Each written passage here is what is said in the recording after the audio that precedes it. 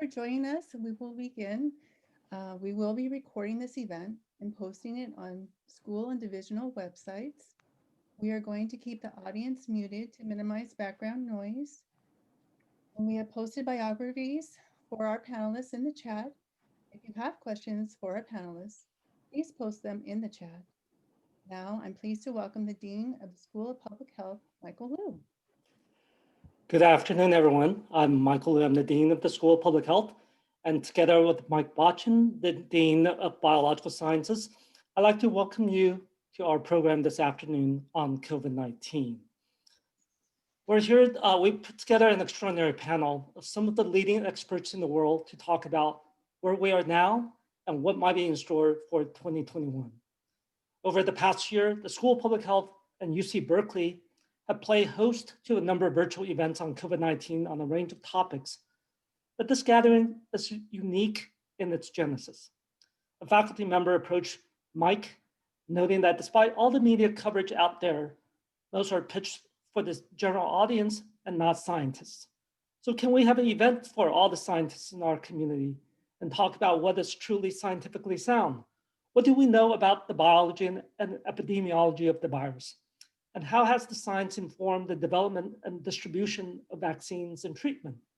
Mike Botchin and I thought that this was a wonderful idea, and that's why we are having this event. This event is for our community. It is for you. So I really encourage you all to ask questions. And to get us started, our moderator this afternoon is Ed Penholt, who really needs no introduction to this community. Ed is Emeritus Professor of Biochemistry and Health Policy and Management and a former Dean of the School of Public Health from 1998 to 2002. So with that, let me turn it over to you, Ed. Thank you, Michael, and thanks for all of you for allowing me to play the role of moderator here today in this meeting that we put together. As Michael mentioned, we've assembled, I think, a really great group of people to discuss this the broad aspects of the issues we're facing around COVID. And we've divided the program into two main sections with time for Q&A after each of the two sections. The first is about epidemiology and modeling, et cetera, going forward. And that part of the program will be presented by Art Reingold, who's Division Head of Epidemiology and Biostatistics at UC Berkeley in the School of Public Health, and Nick Jewell, who's a Professor of Biostat and Statistics at Berkeley School of Public Health as well. Please post your, we've received a number of questions in advance of this meeting, and we have those to look at here and respond to. But in addition to that, we welcome any questions that any of you would have as you listen to these presentations going forward. So if you would send those questions to the chat room, we will pick up on those going forward. So with that, I think we'll turn the meeting over to Art Reingold, who's going to start us off. Art? Great, Ed, thanks very much. So if you can hear me, I'll ask Nick to put on our joint slides. I was commenting earlier, I don't think I've ever been in any set of presentations with such precise timing. And I note that we're given really only a few minutes, which is great because I think the most value comes from a discussion and trying to address people's questions. So I'm going to stay within my 3-minute allotment.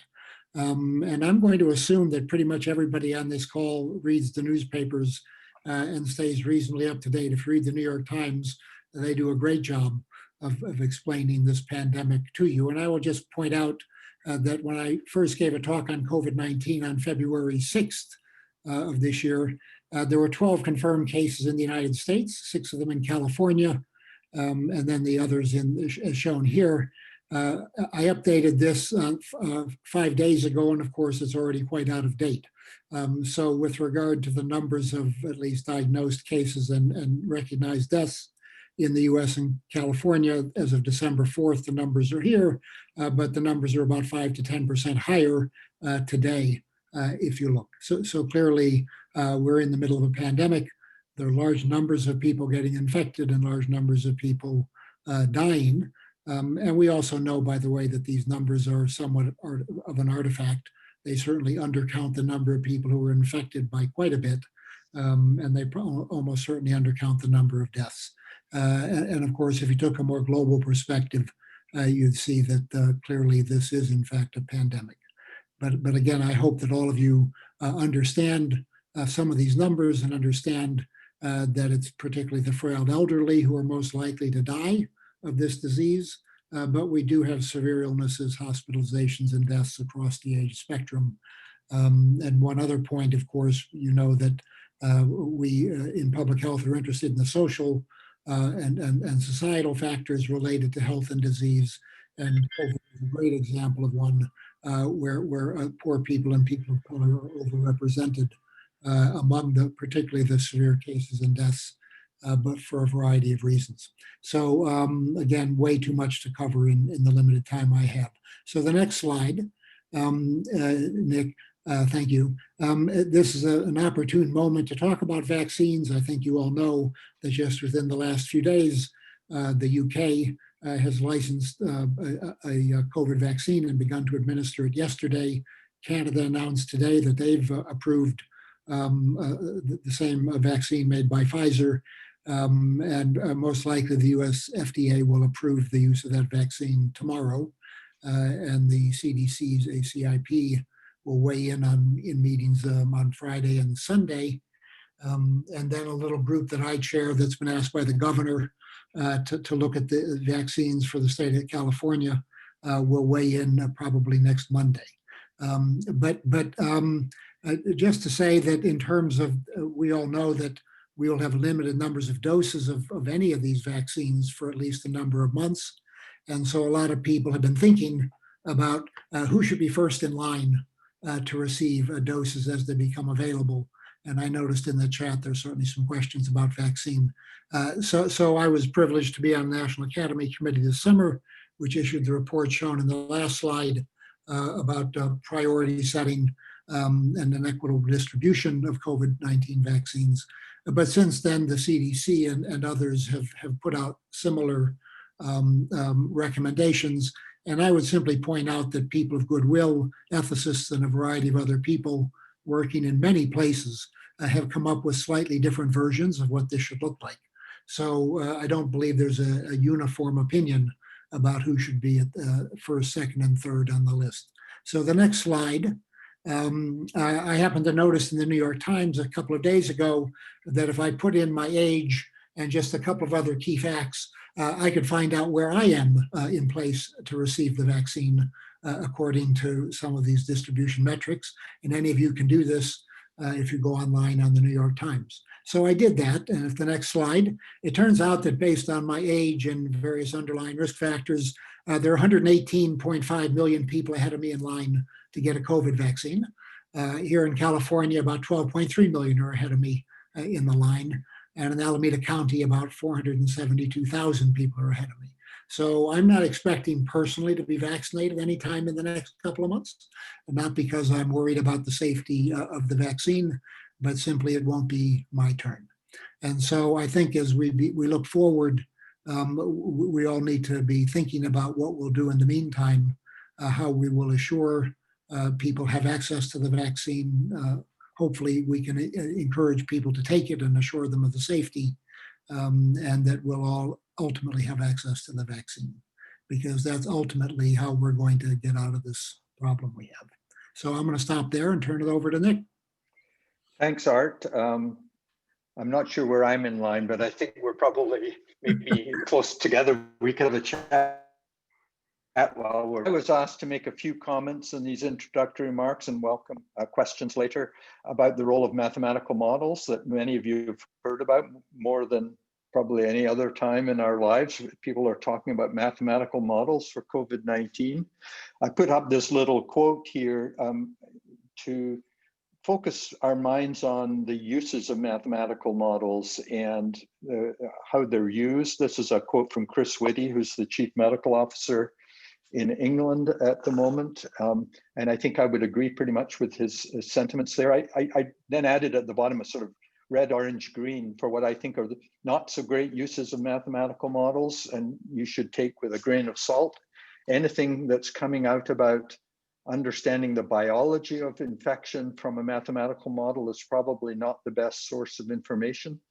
Predictions of where we will be in the future, which is part of our title of this panel today, normally the models are not terribly useful for that in great precision, just as meteorological models will not tell you if your wedding next May 15th, if it will likely, what the weather will be on May 15th. They'll tell you generally what the conditions will be. And so models will give you a sense of scale of what's coming or what's out there, but it's extremely hard to predict beyond a month in advance what this virus will do. We've already seen 3 so-called waves in the United States, as in part the difficulty of prediction arises from the fact that populations change their behavior in unpredictable ways over time.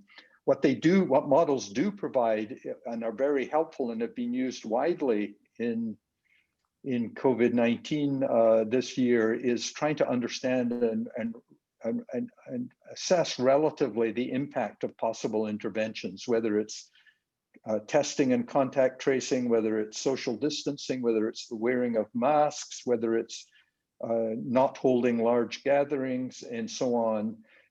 Mathematical models give you a template for which to examine such interventions in an ideal world, and then project that you'll get similar relative impacts of such interventions in the real world. And I know this is intended to be a little bit more academic than I've been allowed to be in past panels, so I put a few math equations here, not to scare those of you who are math phobic. But this is really a very simple representation of what underlies almost all of the mathematical models you hear about in the newspaper, which is essentially what we would call a multi-state model. People move from the state S, which is you're susceptible to infection. Most of us here today are susceptible if we haven't got any developed immunity. You move from there into the exposed and infected stage. You move from the exposed and infected into the state I, which is where you now are infectious to others you come in contact. And ultimately you move into the R state, the recovered state, noting here that recovery here could also mean death. It means you're removed from the system. You're no longer at risk of infecting others, either because you're recovered or you've died. And you can see that all of the focus of mathematical epidemiologists is understanding the rate at which people move from one state to the other. And that's what those little Greek letters do. And the equations on the right are a very simple, basic epidemiologic model for how those rates depend on how many people are in each state. And the key thing is obviously that when there are a lot of susceptibles and a lot of infectious people or exposed people who are infected in contact, then the number of infected goes up and the number of susceptibles drops down. Some of the more complicated models that people have seen use these kind of models where they're actually simulating the growth of an epidemic, where they're simulating it at the individual level. So they're allowing these parameters to vary from individual to allow heterogeneity, because not everyone is equally susceptible or equally infectious. And those models are called agent-based models. And from those parameters, you derive what everyone has learned now is known as the basic reproductive number, R0 or R0. It depends on those rates of transitions through those states. The only thing I wanted to point out here for people who are not familiar with mathematical models, beyond the obvious thing that's at the bottom there, which is whether if the reproductive number is bigger than smaller than 1, depends on whether an epidemic grows or declines. And so the goal of public health interventions is to get R0 below 1. And it's done. We achieve that by a variety of ways. And if you look at the top of the slide here, this is the number of contacts per unit time. So we can change that as a community by not mixing so much. So we reduce our number of contacts. That's the whole purpose of social distancing or sheltering in place. We're reducing the number of contacts per unit time. We can reduce the probability of transmission per contact by a variety of means. One is wearing masks. because that, even though you may be having contact with other individuals as you go to a store or something, you may be less likely to transmit the virus if you're infectious, if you're wearing a mask. And of course, the vaccine that Art has talked about comes in here, because you're going to, if you have a vaccinated individual, they can't transmit the infection.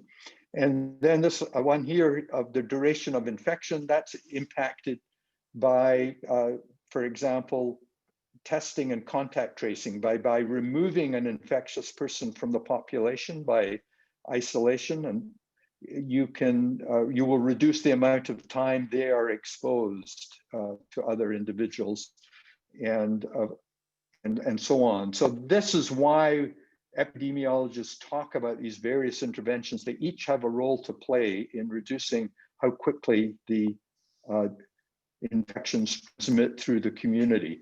And I wanted just to finish by showing you an example of this in action. So many of us, Art and Tej and I, were part of a group that was trying to design plans for the University of California at Berkeley to what we should do in the fall semester. So this, we were convening around June and July. We didn't have this plot in front of us. This is the end of the story for universities. This is also from the New York Times around mid-November, which shows the number of infections that have occurred in many, many colleges across the United States. And these are quite large numbers. And some of these large state universities I've listed on the top right there, where there were very significant number of infections. You can see Ohio State there as of November 19th, which was before the most recent surge, had over 4,500 infections in their campus community. And I think it's certainly arguable that part of the surge in the United States after the summer in September and October was caused by the movement of people to colleges and schools across the country, which of course moves infections from place to place. And so this was part of what we had to, the landscape we were trying to avoid a little bit by planning. And so on the right here, when we were designing a plan for UC Berkeley, we had to take into account all of the things that might impact community transmission, in-person classes and how big they were, the dorm capacity and the use of bathrooms, how often should students in the community be tested, what would our contact tracing plan, and so on, sewage testing. You can see this is a really multidisciplinary approach. It's not just mathematical models, but the ones I colored in red there reflect where models were particularly helpful in helping us decide how frequent testing should be, what the dorm capacity should be. And on the right-hand side is the dashboard that came out of the University Health Service here as a result of those conversations, so that this could be tracked once the plan was put in place. The plan was put in place, I think, sometime in July. There was an outbreak in July, as you may have read, in the Berkeley community. And there you can see that Berkeley has been relatively successful. This is now fairly up to date to a day or two ago. There was a small surge as people arrived, as we expected. As people arrived, some of them were asymptomatic and infectious and infected. There was a little small, but then things were relatively controlled with one infection a day, roughly on average, until now we've got the entirely predictable and another unfortunate growth infections because of travel around Thanksgiving holidays. And so looking out, if you're looking out into the future now, the real concern that many of us have is the increased travel of students as they return home over the winter holidays and then return to the Berkeley community in the spring. We're in a much worse situation for that to happen now than we were when we were planning the fall back in July. So this just gives a sense of where these models can be somewhat helpful. And I'll now pass on to the next presenter, Ed. Great, thank you. Very informative, Art and Nick. We now have 10 or 15 minutes for questions of the two of you before we move on to the next section. One question that someone sent in prior to the meeting was, the optimal social distancing policy might depend on the expected time until the vaccine is widely available. For example, society might favor a stricter lockdown if it expects a vaccine to be available in the near future. So do either of you have some comments on how this will unfold from now till next summer as the vaccine moves through society? How will society, and maybe more specifically, how will Berkeley take into account the number of vaccinees within the population, where those vaccinees are? For example, if they're not part of the people who are in rest homes are not out infecting Berkeley students, for example. How is this going to play out as the vaccine comes on board and we still need to have social distancing and the other programs in place to limit the spread of the disease? Well, of course, that's an amazingly complicated question, both as originally asked and as interpreted by you, Ed. I'm sure Nick has a better answer than I do, but I would just point out a couple of things that I think people will understand. First, in general, we will have doses of vaccine available incrementally over the next 4 to 6 months. And it's not at all clear we'll have doses for college students, for example, being at the top of the list. So the idea that we can basically have a safer campus by vaccinating everyone, I think for the spring semester is simply not going to work. Now, we might be able to protect frail elderly professors like me if we were, toward the head of the line and be able to put them in the classroom. But I don't think we're going to be able to abandon social distancing and masking and the like for at least several months, if not basically by the end of the spring semester. Just realistically speaking. I think a really interesting question, you may know that the University of California president, in her wisdom, mandated influenza vaccination for every student, staff, and faculty this year, which was adjudicated in the courts as being legal. And an interesting question has arisen whether the university can require COVID vaccines or not for students or other people coming to campus. And I read that at the UCSF website that UC policy does not basically allow mandating vaccination, and it will all be voluntary. So we could have many people who decline, and then we'll have the question of whether they can be intermixing with other people on the campus or not. Very complicated question. Well, the complication is in part some concerns about the safety of the vaccine, about mRNA vaccines generally, which have not been used broadly in the past. So maybe we'll postpone that discussion of the safety of the vaccine until after we hear more about the biology going forward, for sure. Art, in the work you've been doing with the national academies, and I know you are also close to the Center for Disease Control, how do you see the whole issue of rolling out the information about this to the general public proceeding? So if you mean about vaccination, Ed? Yes, I'm sorry. I would say that my friends in the social and behavioral sciences feel that we in public health have not done a good job in terms of getting messaging out to people the way we might have did in the HIV epidemic around behavior, and that we've not done as good a job. Some people, I think, would attribute that to political interference at the national level with the CDC. I would subscribe to that view.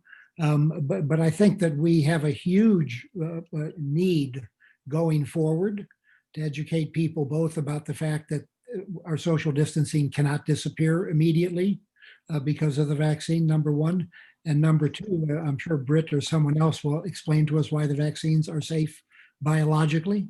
But I think we have an enormous role to play in assuming the data support this, to convince people that these vaccines are safe and that they should take them and give them to their families. There's an enormous educational component to all this. And then Nick, it was a nice explanation of modeling that you just put forward. As you know, a number of groups, including the National Science Foundation in partnership with the NIH, are now considering significantly expanding the funding of epidemiological modeling to take into account the huge number of variables in a sophisticated model of how a population will respond to a given set of circumstances, et cetera. Could you comment a little bit on what the expansion of funds would mean and what kind of role Berkeley could play in a new paradigm, if you will, for doing epidemiological modeling, which takes into account artificial intelligence and takes into account much more of the social determinants of many of these aspects, et cetera. Do you have some thoughts on the whole modeling field and perhaps how Berkeley could play a role in developing more sophisticated tools for modeling going forward? Yeah, it's a really important question. Obviously, we'd like to be better prepared for the next pandemic, which is coming down the road. I hate to tell that and be a bearer of bad news, but there's another pandemic coming in due course. We don't know when, and we don't know whether. This is, in my view, the big one that really keeps me awake at night. The United States did fund a fairly large effort to mathematically model the potential of a catastrophic influenza epidemic along the 1918-19 lines. They had a MIDAS program that was put in place to develop models and develop programs, and that was spread across a dozen or more institutions across the United States. This was not, COVID-19 was not an influenza, but it was as close as you can get to a similar upper respiratory infection. And in fact, the funding effort didn't actually lead to remarkable success, in my view, as we headed into COVID-19. It was a bit chaotic. And one of the reasons is that, that the funding, I don't believe, paid attention to something less trendy than mathematical models, which is the creation of coherent and integrated data surveillance systems that are immediately put into place that allow a sophisticated use of modeling to inform us as to what's going on. We have a very disjointed surveillance system. The CDC was sort of sidelined in the early parts of this epidemic, which we normally rely on for that kind of data quality, but it's all over the map from state to state, from even within California, there's considerable variation on counties and how they report and collect data. So I would argue that in addition to funding, or rethinking about preparing mathematical modelers for the future, we ought to think about the inputs for those models and make sure that we have the kind of quality information that we will need. That being said, I agree with you that we are moving into a world of data science and artificial intelligence where we could be developing better warning systems. The key message for me early on in the epidemic, we were always moving 1 or 2 feet left. And that's one of the difficulties of being a public professional. You have to move in an exponentially growing epidemic before you see anything, almost before it seems reasonable to take drastic action. And we didn't in the United States, and we didn't in many other Western countries. So I agree there's a great room for investment in public health infrastructure and developing those kind of predictive tools that will help do much better next time. Yes, a group of us, former members of the Obama PCAST, or the Presidential Advisory Committee, have been working on a variety of aspects of this problem, and data generally is a really big issue in the United States. How cumbersome the whole data collection processes are, and going forward, you know, I did some interesting sort of examination myself. People may not understand. The primary unit of activity is a county in the country. Counties report, counties have health officers, etc. There are 3,500 counties in the United States, and 19,000 principalities of one sort or another. So there's an enormous heterogeneity within that population of 3,500 counties. You know, some are in Manhattan in New York, and some are in small communities in Montana. And so, you know, taking into account this heterogeneity, both in terms of what people should be doing, but also in terms of what they mean from statistical analysis, because probably the average American doesn't exist in some ways. And so I think your point about the sophistication of models will be absolutely dependent on better data collection going forward.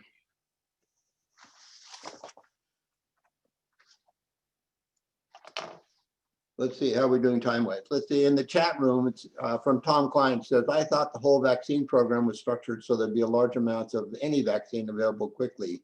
Yet it seems that most US residents won't be vaccinated before the summer, even though the vaccines will be approved in December. Hardly seems consistent with what we were led to believe. Any comments? Well, I was just trying to answer that in the chat. I think the quick answer is any political leaders who's made that the expectation were simply flawed in their thinking and perhaps driven by politics. If you spoke to the people who produce vaccines, either in the corporate sector or otherwise, they would have told you that was a completely unrealistic expectation. So I'm sorry to say that was a political statement, not a statement of reality. Yeah, in fact, the production of the mRNA vaccine is probably more facile than many people could have predicted for any vaccine. So, but it does bring up a question about the availability of the so-called AstraZeneca Oxford vaccine, which appears to be in trouble. Any projection probably might have included both Pfizer, Moderna, and also included the AstraZeneca program, which now seems quite far behind and maybe fatally flawed in some ways. Yeah, have any comments about that?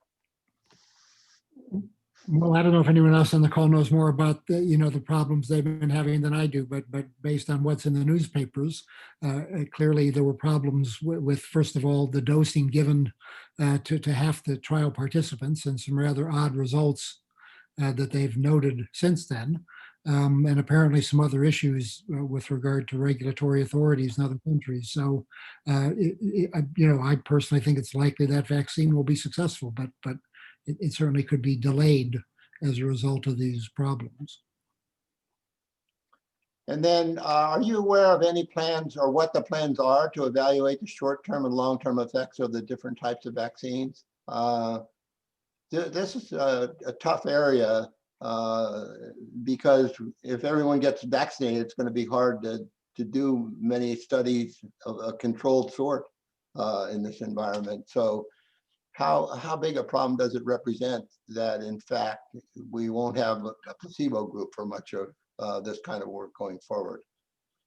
It's always, well, of course, vaccine problem with vaccination is that inevitably a number of people who are going to get ill who have taken a vaccine, and it has nothing to do with the vaccine itself, but it's hard to sort that out unless you have a prospectively randomized controlled clinical trial. So I would make a couple of comments. First of all, I think if you read in the paper about a couple who were in the trial of I think Pfizer, and the whole question of whether now that if we know the vaccine works, is it ethical to allow the placebo recipients to continue to be unvaccinated, which would be good for epidemiologists, but not necessarily good for trial participants. So that's an ethical issue.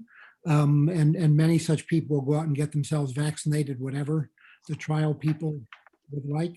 But I would point out that fundamentally, if the standard is that we won't license and use a vaccine in large numbers of people until trials have followed people for years, we wouldn't have any of the vaccines we currently use. It's a completely unrealistic standard.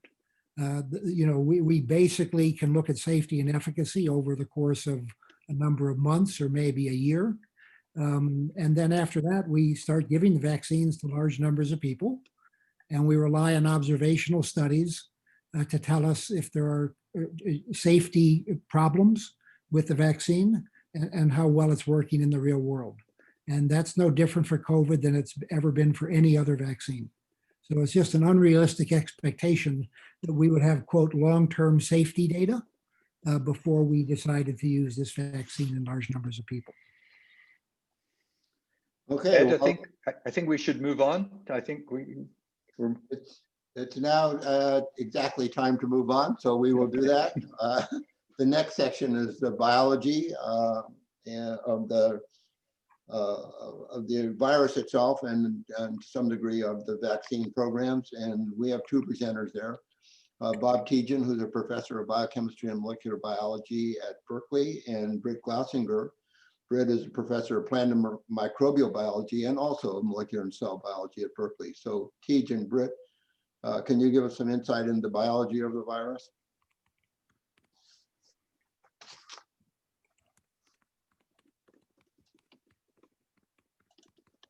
Okay, I'm unmuted, right? You can hear me okay? Yes. And you can see my presentation there? No, we can't. You can't see the presentation. Now we see it, but it's not in presentation mode. Yeah, it's very small, Teach. Interesting.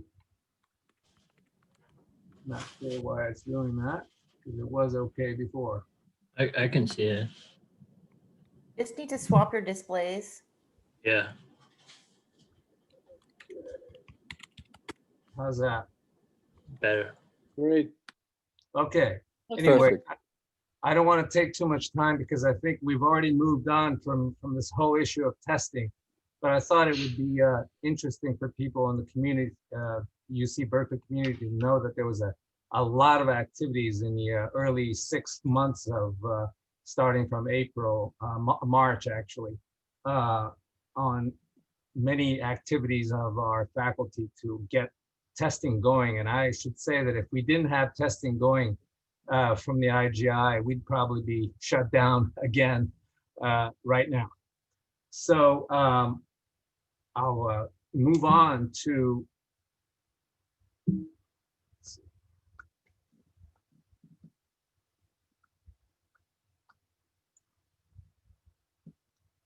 there. This is the reason that many of us started to work on the testing, because we could see that there was going to be supply chain issues, and scaling this up was also going to be a problem. And we anticipated that eventually we probably need to do other kinds of surveillance.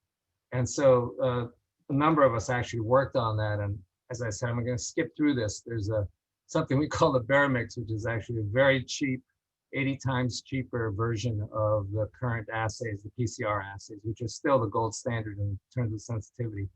And that's now been widely distributed. So if anybody wants to know more about that, we're actually publishing.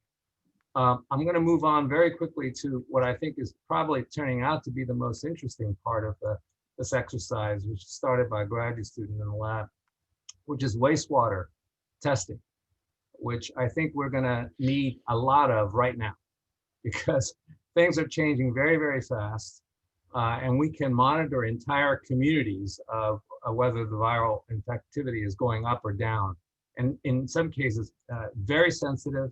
And that's what our group has been working on. This is in collaboration with Kara Nelson of the School of Public Health. And it's been extremely effective. And I'm going to show you some early data. This is, back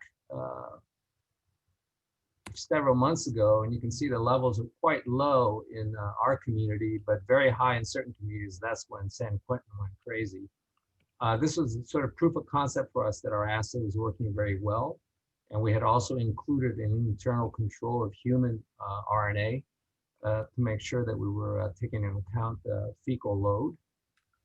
But the other thing is this assay is extremely sensitive. So here's a situation where we monitor the outflow from the university village of 2,700 people, and we could detect 2 cases out of 2,700. And that was extremely useful for then doing contact tracing. And then finally, this is the bad news. You'll see that on the right-hand panel, this is South Oakland as of December 1. You'll see that Adeline North, East Bay, Influent North, all of those are flat. but you'll see South Oakland, it's spiking really hard. And that's just the beginning. This is probably hadn't even taken into account Thanksgiving. So I'm just going to stop there. I think there's a lot more questions and interest coming from Britt and Anu, but anybody who wants to ask me more about testing, obviously testing has moved very far along, and so many other techniques in the works right now. So I'll stop there and move on to Britt.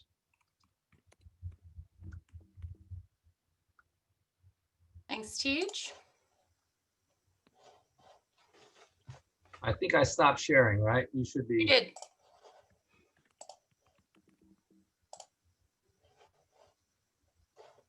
All right, can you see my slides? Yep. Great.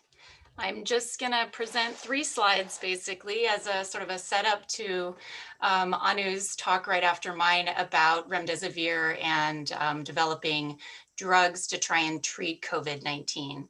So I was asked to talk about the basic biology of the virus and discoveries related to it, which is of course really hard to summarize in 3 or 4 minutes. So what I wanted to do is just to draw people's attention to the fact that an area of really concerted and ongoing efforts has been to try and understand the basis of why probably most infected people have asymptomatic or mild infections, whereas others succumb to COVID-19. And so these 2 graphs really just kind of illustrate the immune responses that should happen, which is the graph on the left here, indicating that when an individual sees the virus, they mount a really robust and effective early innate immune response against that pathogen, which does 2 things. It helps reduce the levels of the coronavirus or other viruses that you see. And the second thing is it helps induce a regulated inflammatory response. So those cells can come in, clear the further virus infected cells and debris from the area, and also induce a longer lasting adaptive immune response. And so this is probably what happens when most of individuals get infected with the coronavirus. However, we know that in some individuals, of course, the course is very different. And what's become clear over time is that a major reason for that difference is that these people do not seem to effectively mount that early innate immune response in a proper way. So there's essentially a deregulated immune response that is induced by this virus. And trying to understand why that happens has really shed some light into the, the biology of the virus and how different individuals respond. So there's a couple of observations that I think are salient. First is that individuals that progress to severe or lethal COVID-19 disease seem to have a delayed or blunted early innate immune response. And this could be due to multiple factors. We now know that the virus itself encodes several proteins that are designed to dampen that early immune response against it. Second, we know that there are certain genetic mutations that people can carry within components, the pathways that control their early innate immune responses that could lead them to be more susceptible to severe infection. Third, that there has been discoveries, for example, that individuals, usually men, a select cohort of men, will develop autoantibodies against the interferon molecule, which is a key component of the innate immune response.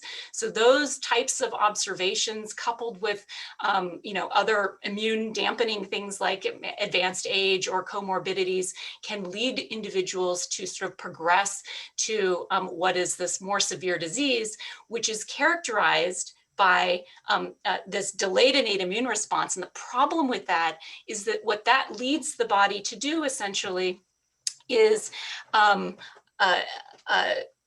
have a misfiring of the immune response. So rather than having a regulated inflammatory response to come in and clear the virus, the body is getting signals that essentially cause it to turn on the immune response too robustly. So it's a case of too much, too late. So at this point, you have an over-exuberant inflammatory response, which comes in, and then it's your immune response itself, which is causing the tissue damage that is a hallmark of COVID-19.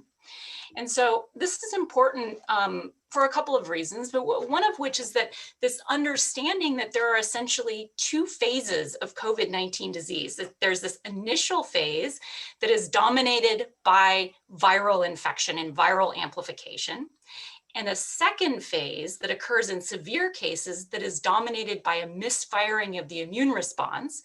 So this is important because it illustrates that there's going to be two different types of therapies that are probably needed, and those should be administered at different times depending on the phase of the disease. So drugs that target the virus directly, and we're going to hear about remdesivir as one example. Other examples could be the monoclonal antibody cocktails and things like that. These are likely going to benefit patients only or most prominently when given very early on in the disease, because that is the phase of the disease where you have viral amplification. However, later on, the disease, as I said, is driven not by the virus any longer, it's driven by the immune response. So at this phase of the disease, you might expect that an antiviral drug might not do much anymore. And instead, what you need are therapies that are going to dampen the immune system hyper-inflammatory response. And so the timing of when one gives those types of drugs, and also trying to identify biomarkers to figure out who might progress to those later stages of diseases are really important components of research right now. And then I just want to end, oops, sorry, with a third slide, since I noticed there were a lot of questions about vaccines, with just a quick summary of what I see as two general types of vaccines that are under development. And then I'm happy to field questions about these. So we hear a lot, of course, about these nucleic acid, the messenger RNA vaccines. So what are those really, and how are they different from more classic vaccine examples that we have? I think of the vaccines that are in the pipeline, as I said, in two ways. The classic vaccines, maybe, first of all of these vaccines are basically targeting the coronavirus spike protein, because we know that that protein is the major target of neutralizing antibody production in our bodies, which is what's needed to block viral infection. But how they trigger that immunity is slightly different. And the difference is really in how the body is shown the spike protein. The classic strategies of making vaccines are that you give the body the spike protein itself. It's already been synthesized, either as an individual sort of purified protein, this would be like a subunit vaccine, or in the context of an inactivated virus that's been treated with a chemical like formaldehyde. So you're giving the body an example of what the protein already looks like, and then asking your antigen presenting cells or immune system to show that antibody in a way that will trigger, show the spike protein in a way that will trigger an antibody response. The nucleic acid-based vaccines and also the adenovirus-based vaccines, the difference is they're not showing your body the spike protein, they're giving your body the set of instructions to make the spike protein itself, okay? So the mRNA vaccine gives the sequence or the set of instructions that your body needs to make it.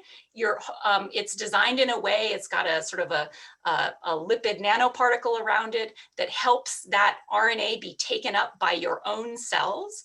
Your own cells then use your protein synthesis machinery to synthesize the spike protein and then show it to antigen presenting cells in the immune system. So it's just basically two different ways of showing your immune system the protein that it needs to make an antibody, a protective antibody response against. All right, with that, I'm going to stop my screen sharing and transition onto Anu's slides.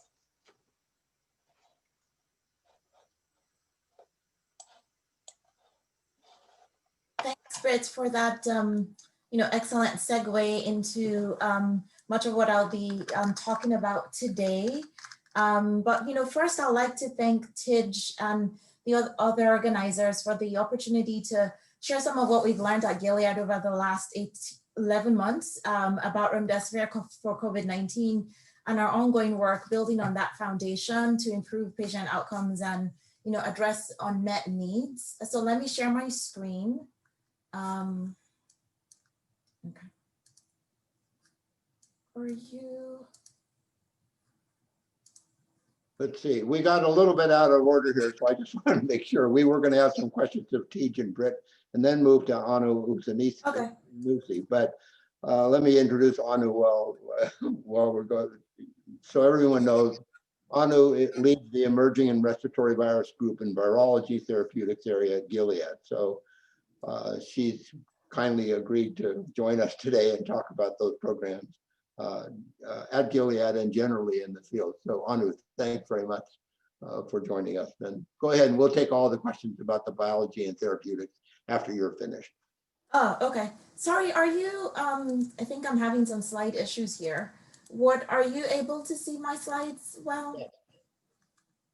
We can see your slides. Yes. Oh, okay, great. No problem. Okay, thank you.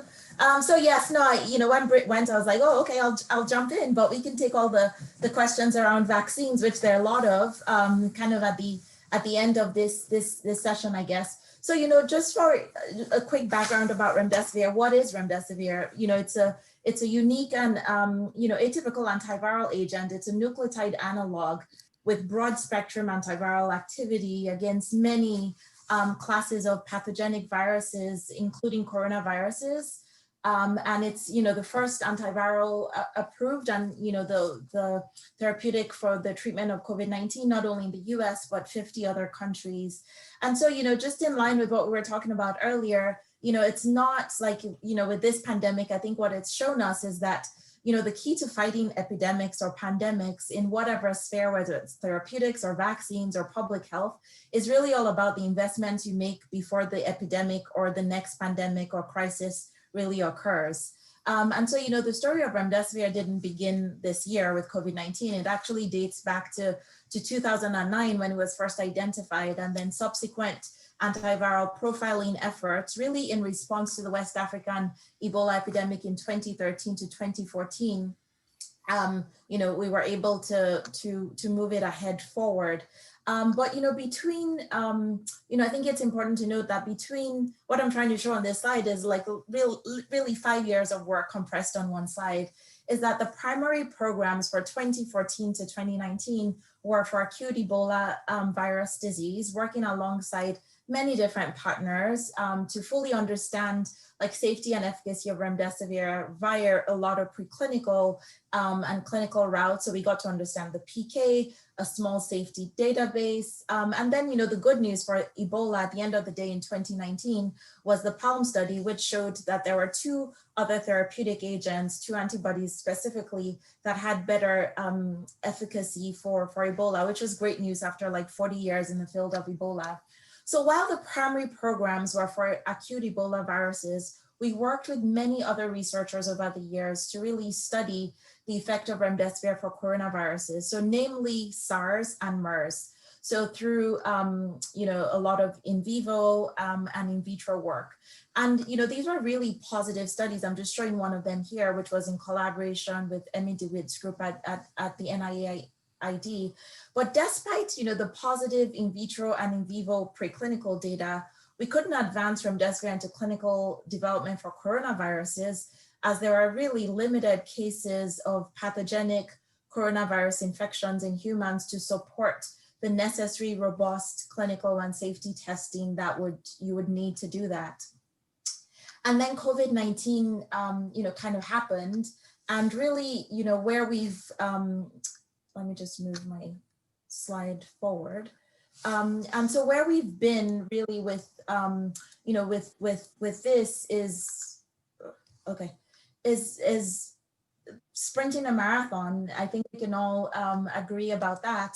Sprinting a marathon really for the last year. And, we've been able to get to the point where we now have remdesivir approved. However, it's been a really intense journey. We've learned a lot over the year.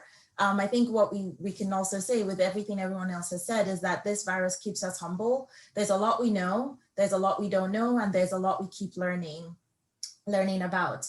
And so our story, I can relate to this very personally, because I remember December 31st, getting this email through the WHO alert system about these few cases of mystery pneumonia in China, in the Wuhan province. And thinking then with, Thomas Siller, who's our head of virology, like, could remdesivir really play a role here? We didn't really know what the virus was. And then a week later, lo and behold, it was identified as a coronavirus. And then, fast forward a few weeks later, January 25th to be precise, getting this phone call, I remember Saturday night, from a physician in Seattle wanting to test, use remdesivir for a patient that was in the hospital. And at that time, there are less than 5 cases in the US, January 25th. And so that was really the first person that we treated for remdesivir with COVID-19, and then, set up all these different studies and just been sprinting through then. It's important to note that when we started these studies, and it's something I want to highlight, like, in February, we didn't know much about the virus. We didn't know much about the disease progression. We didn't know much about the natural history course. There are many different endpoints to think of, but I think a lot of the initial research was looking at how flu studies were done and flu endpoints, and using that for like a lot of these studies. And when these studies launched in the US in particular, I think if you look back to February, that was a time when there was shortage of test kits.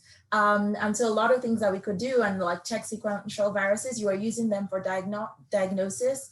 There was shortages of PPE. So it's really just heroic efforts with investigators and healthcare workers and research staff, and most importantly, patients, that were able to get us to answer these questions very quickly.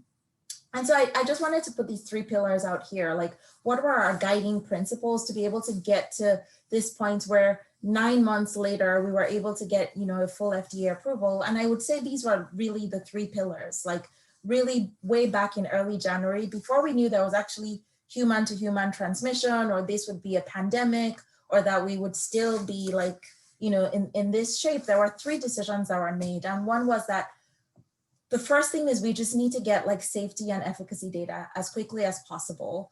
There's a sense of urgency around this, and every day we could do this faster would be beneficial to someone down the line, because at the end of the day, it's someone's family member that is in the hospital. And so keep patients as your North Star.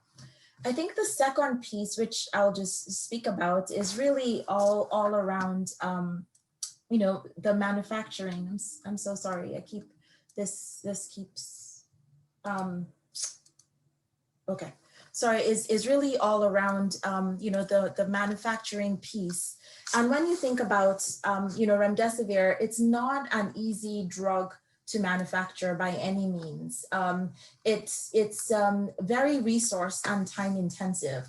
So it essentially involves this very long chemical process with more than 20 different reactions that must be completed sequentially, and some of them take several weeks. So it's a lot of specialized chemistry, it's novel substances that have very limited global supply, and it's also an IV product, sterile manufacturing capacities to do, and a whole host of other unique challenges. So for us, we knew we had to move very quickly, because the one thing you can't buy is time. You can't wait for the studies to show that it works and then scale up manufacturing, because you'll be behind. And so you have to do both essentially at the same time, and essentially, manufacture everything at risk. So what we were able to do was, just put in place like a lot of process improvements and refinements, and supplementing, recognizing, I think what we've all done, like, the pharma industry as a whole, or, academia, like, to solve this, it requires input from many different pieces, and everyone coming to solve a global problem. And so I think what was done on the pharma end, some of these things were, really trying to look through ways where we would supplement internal manufacturing with external, building up consortiums where, whoever has fallow space that isn't used for manufacturing, some other company will work together. And so I think what we've learned through this pandemic are going to be things that we can go beyond just COVID-19 to implement for future ways that people collaborate and work through different partnerships. And so what that's been able to do is cut down a lead time of manufacturing of 12 months, which it was in January, to a situation where we're now under 6 months. And that's allowed us to go from essentially, when in January we had 5,000 treatment courses, which wouldn't even be sufficient to do clinical trials, to where we are right now with millions of of drug, where we are now actually able to meet the global demand. And then I think the third piece, which I'm not going to really talk much about, was really just, you know, delivering responsible access, recognizing that, like, you know, if you did the traditional way where you do a demonstrate efficacy before you go into, like, you know, expanded access programs, we did it a little bit different, where the first person who got treated was actually on the compassionate use program, and then the trials as well, and to get those answers. And then also recognizing that you have to think beyond, you know, just, you know, the US and Europe, and think about low and middle income countries. This is a global pandemic. So very early on, we decided, similar to what we've done with HIV and viral hepatitis, partner with generic manufacturers, and which have been able to now supply drugs to 127 low and middle income countries as well. So let me move on to the next slide. So, you know, I think it's important to note that, you know, there were 3 large registrational trials for remdesivir. So namely the ACT-1 study, which was done, you know, by the NIH, and then the simple studies. And I'm not going to talk about each study because that's not the goal here. I think what I'm just trying to show on this slide is really, you know, what's the key data sets that is foundational for the approval in the US and other regions, and that's the ACT-1 trial. And the beauty of the ACT-1 trial is that it was a double blind, like it's a gold standard of trials, right? It's a double blind, placebo control, randomized study, 1-to-1 placebo versus remdesivir. And what this study did is it took all comers. So whether you had, as Britt showed in her slide, mild to moderate and severe and critically ill patients, as shown with the oxygen support above. As you know, so all the way through people who are not on oxygen to people who are on ventilators or ECMO to keep them alive. And what you can see in that study is about 86% of the study participants actually had severe disease. And so the primary endpoint was time to recovery, which was similar to what has been done with a lot of the flu studies. And it essentially means that you're well enough to leave the hospital and return to normal activity. And so what we saw was that, you know, the study met its primary endpoint, shortened time to recovery by 5 days, and in the severe population, shortened by 7 days. And so we think this is really meaningful, especially now that we're in the midst of a surge. Getting people out of the hospital faster, feeling better faster is actually very meaningful, especially, you know, especially when you think about it even more so now. And, you know, the second endpoint of clinical improvement by 50% at the day 14 is also very similarly, a similar kind of endpoint to that recovery endpoint. And it's really, you know, there are a number of secondary endpoints, such as time to discharge, time to a NEWS2 score, all supported this, you know, telling the same story. And then I think another important piece was really all around progression, right? So it's one thing that you feel better faster, but does it help you not get worse, right? And so what, you know, one of the secondary endpoints of this study was looking at, you know, mechanical ventilation. And so if you didn't come in on a ventilator, and, you know, you look at remdesivir versus placebo, 43% of people, fewer patients actually had to go on ventilation, on invasive mechanical ventilation, which is the highest level of support that you can give. And then, you know, when you look at mortality, I think it's important to note the study wasn't for mortality. It was a 1,000 patient study, unlike the steroid studies that are 6,000 patients.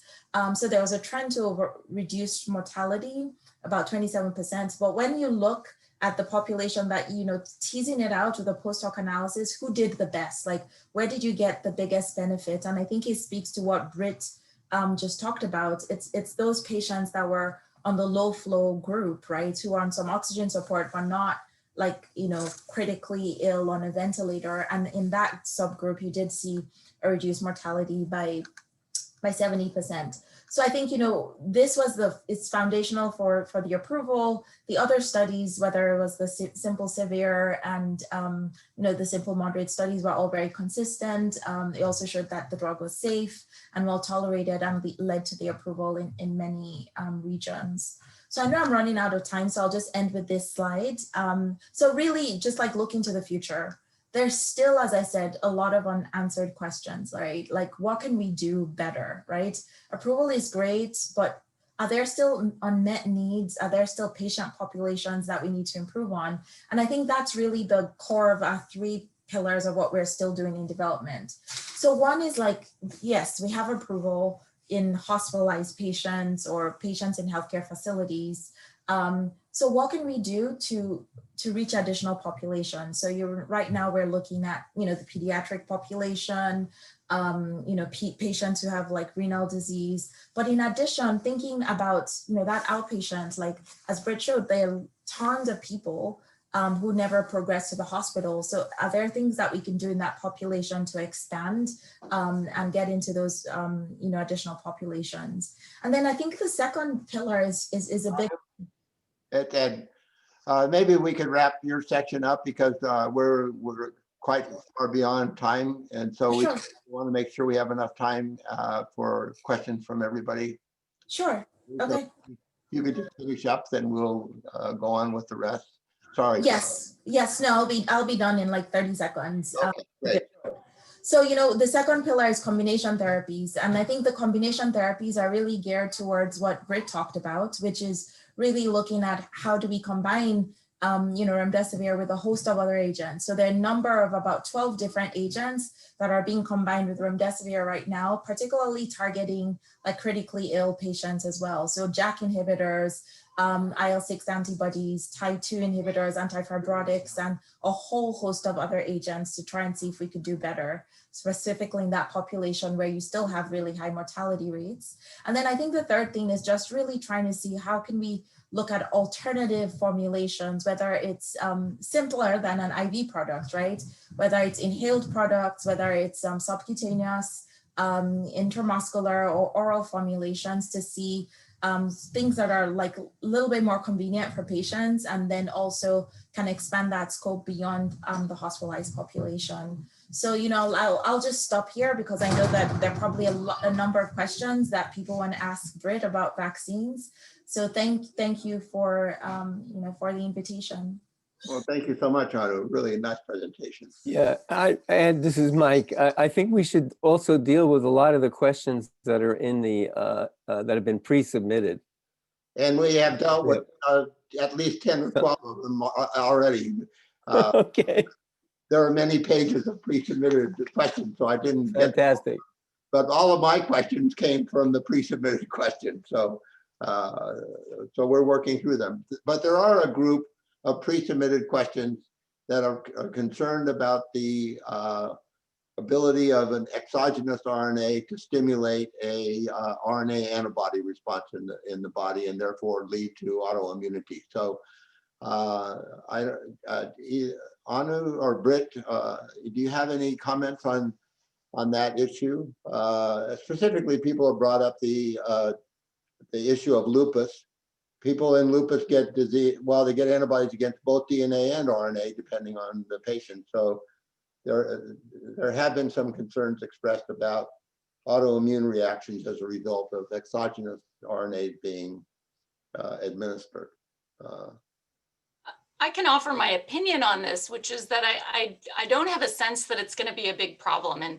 And while, yes, there are autoimmune patients who can generate antibodies against RNA and DNA, there are patients who have autoimmune disorders that generate antibodies against self-proteins as well. So, just thinking that because we're introducing an RNA into somebody, through a vaccine, that is going to trigger an autoimmune response, I don't think that there's necessarily any basis for thinking that is an increased risk. I'm not an autoimmune expert, so my sort of superficial level of understanding of autoimmunity is that it's very multifactorial in that, in fact, there's a lot left to be learned about why is it that these particular patients will generate antibodies to things that they're not supposed to generate antibodies to. But for RNA in particular, there are many circumstances in which your body might see RNA outside of a cell. In fact, our own cells secrete RNA in the form of exosomes pretty regularly anyway. So it's not unusual to have a lipid encapsulated RNA being released from a cell. Or you could think that we're seeing RNA all the time in the context of getting infected with RNA viruses, right? An influenza virus or a rhinovirus that causes a cold or coronavirus. These are all ways of presenting exogenous RNAs into our body. I would also think about it in that, you know, the worry that we're synthesizing something and introducing it into a person could trigger an autoimmune response. Well, there's not necessarily, I don't think, data that would support that I'm aware of. For example, we make things like insulin that our bodies normally have, but administer them to diabetic patients, and it's not like they generate an autoimmune response to that. So while it's impossible at this point to say that there is no chance that an RNA vaccine is going to trigger somebody to generate autoantibodies against RNA, I also don't see that there is a lot of existing reason to worry about it as a major sort of side effect of this. Well, it is my understanding that in the design of the Moderna vaccine, they actually modified the sequence of the messenger RNA to eliminate regions which tend to stimulate the production of interferon. So double-stranded RNA is a very potent stimulant of interferon responses. And I believe they've probably deleted GC-rich regions and made other changes in the message itself in order to deal with the issue of at least not provoking a inflammatory response. Yeah, well, any vaccine, you're going to want to have some sort of a pathogen-associated molecular pattern to stimulate innate immunity in order to be able to get a robust adaptive immune response.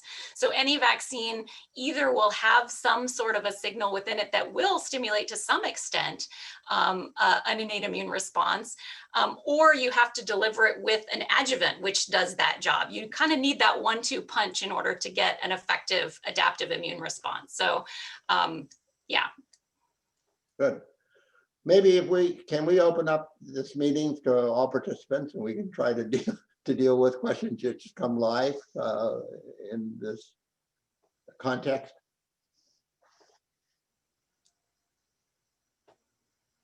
We still have 153 participants, so are the participants now able to put questions for her outside the chat, just as part of this discussion? We can start moving them to unmute, Ed. Okay. So anybody who wants to ask a question, you can request to be unmuted. Hi, this is Julia Shaletsky, Executive Director of the Center for Emerging and Neglected Diseases. Thank you for a great set of presentations. My question is for Anu. 2 questions really. One is, when do you expect results for the inhalation study with remdesivir? And the second one is, do you think remdesivir is like optimally potent as an antiviral already, or do you think there's also possibility for combination therapies that increase the antiviral effects, not only, you know, other parts of the immune system? Yeah, thanks, Julia. That's a really good question.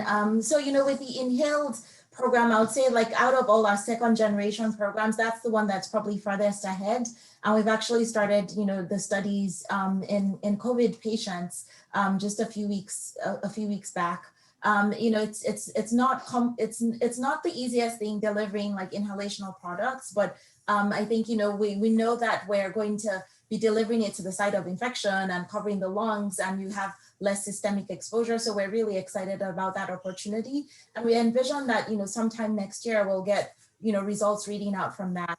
And then I think your second question around like other antiviral agents. So as you know, like at Gilead, we have a whole library of not only like our marketed products for, you know, HIV and hepatitis C, but a number of, you know, compounds in screening as well.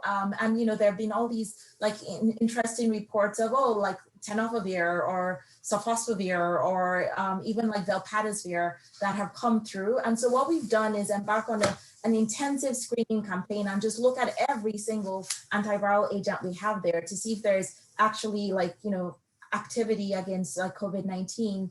And unfortunately, even at really higher doses than what we would give in patients or like recommended doses of all these other agents, we haven't seen like, there's been a real lack of like antiviral activity against COVID-19. So we just feel like if the other agent itself doesn't really have activity, then combining it, you're not really going to get the type of synergy that you would want.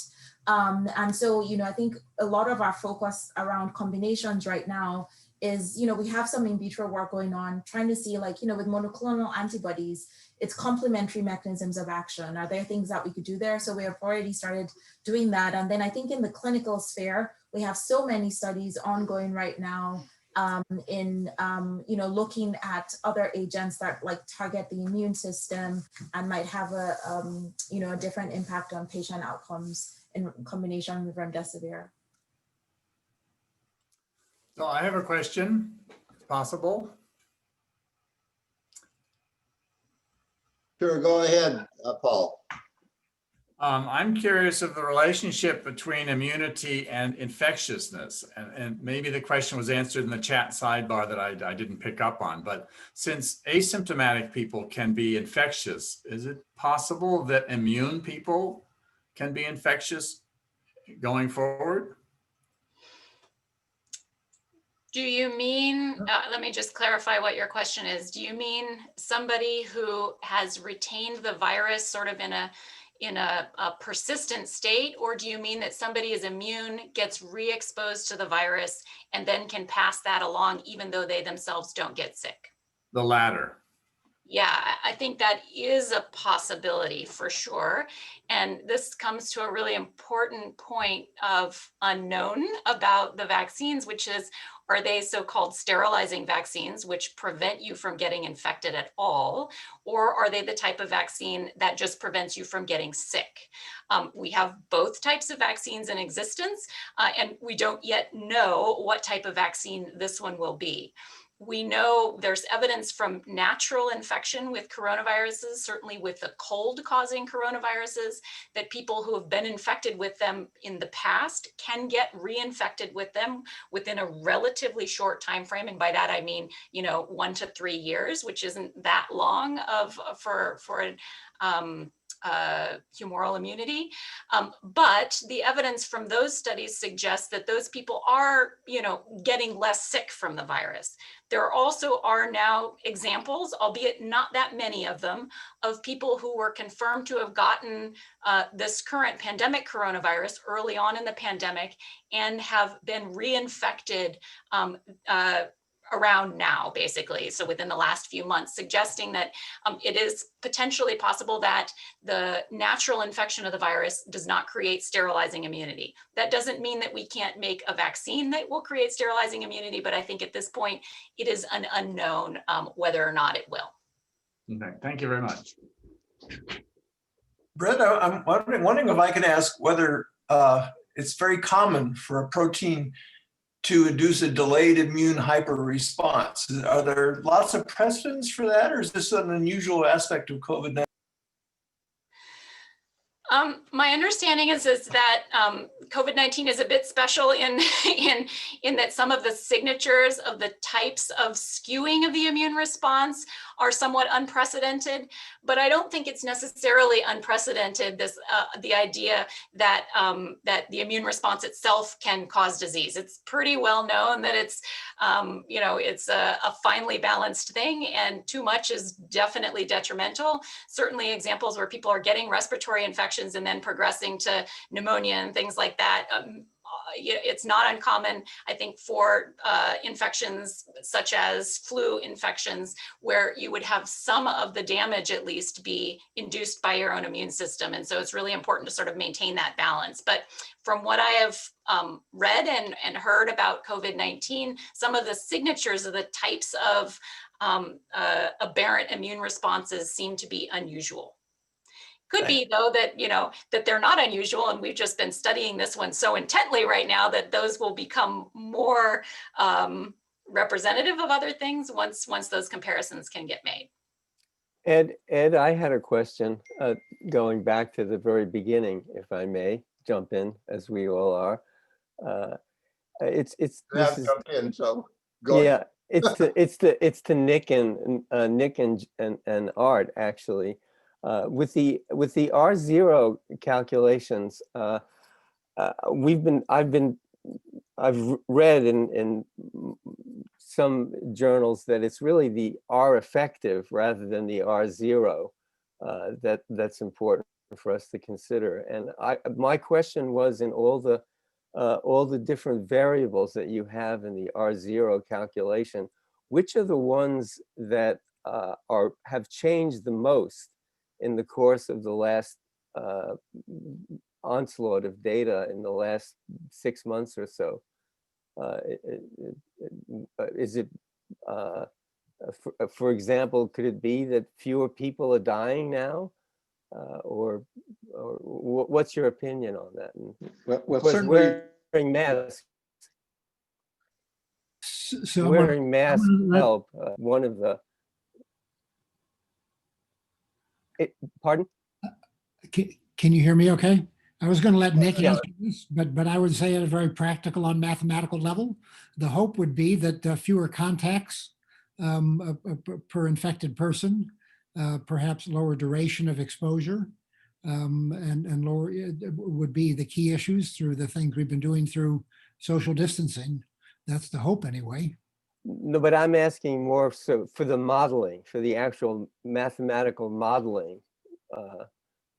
Which of the variables has changed the most? You had 4 differentials. Yeah, well, let me just say that mortality was not going to have much of an impact on R. And of course, R0 is the effective number in the absence of any other changes. Right. You're right that the key thing is the effective R, or RT, what the reproductive number is right now, and that's impacted by many things. The thing that I think I agree with Art, the thing in the models that most affects the rate of growth of an epidemic is the rate of contacts between individuals. The mixing of the population is probably what maximizes that. And secondarily, the second point Art made was that length of time you remain infectious.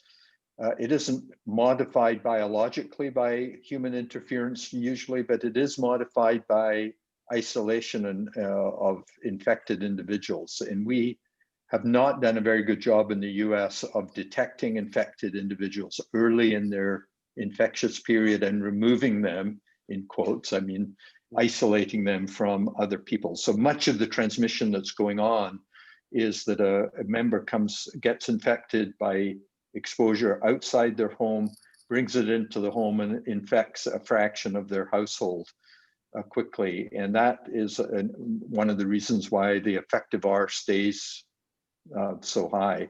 There's no question the mobility, we see this over and over again, the mobility of the population, that meaning increasing contacts, is increasing the effective reproductive number and counterbalancing any impact we're having by shelter in place. We have to stop moving around so much. Well, and of course, masks are intended to influence one of those equations substantially. And that's changed. Well, Mike, you entered the conversation at just the right time, because it's now time for you to make some closing remarks. I might just say, I myself have found this whole conversation very stimulating and enriching, and the presentations were terrific, but the questions from the rest of the people in this group, both what had been submitted prior and the whole dialogue that's gone on in the chat rooms, has been very, I think, rewarding to see how much thought people are putting into this issue. And, you know, I do think there are lots of opportunities for the Berkeley campus in the future to increase its presence and to be even more important in dealing with future pandemics, because as Nick says, there will be future pandemics. It's a certainty. And so I think we can all see this as a good start towards identifying some really good programs for the campus going forward. So with that, Mike, I'll let you close out here. Okay, well, thanks, Ed. I want to just echo the sentiment that I think many of us are feeling now, that it's been an honor for us to be working with you. And thanks for partnering us with this. And I also want to thank Michael Liu for the support he's given for this thing, but for this panel, but also for the support he's given to the faculty in SPH. And of course, the panelists themselves, Art and Nick and Tej and Britt and Anu, you've put a lot of time into this. And hey, I think that this is the sort of thing that we should do as a faculty, to rely on our experts, to have the opportunity to start conversations with you. Many of the things that were asked in the chat we didn't get to, but I think this is good for our community to both have interactions with our local biotech companies that are doing great work, and our experts here at Cal.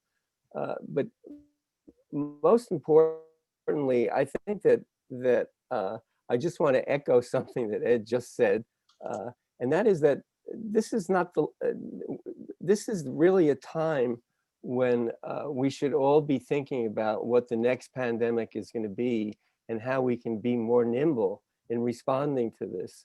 And this is the time of where public health and the School of Public Health is going to be, even the next few years, when much more money have to go into it, and much more basic research as well.